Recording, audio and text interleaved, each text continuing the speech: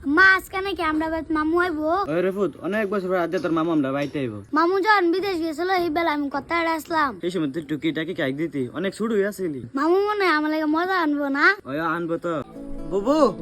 রেফুত তুই যে তোর মামা আয়া পড়ছে। মামু ভালো আছেন নি?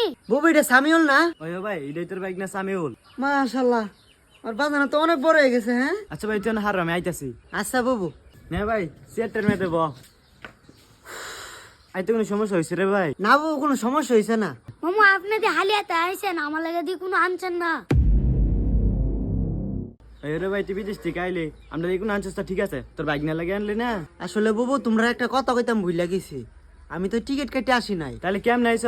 তোমরা জানো যে আমার আকামা নাই।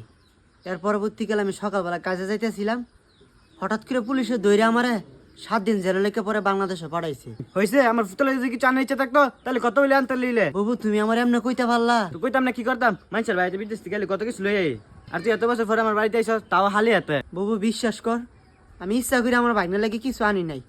ওই দেশের সরকারে আমার কিছু আনতে দেয় নাই। থাক আরে হাত ফাঁস করা লাগতো না, ফাইন ডাহে মগটা দে। নে বুবু, খাইছি আর খাইতাম না। আচ্ছা তুই বল আমি আইতাছি। সামিউল নাই রে, তোর লাগে আনছি। তোমার চলকে তুমি খাও।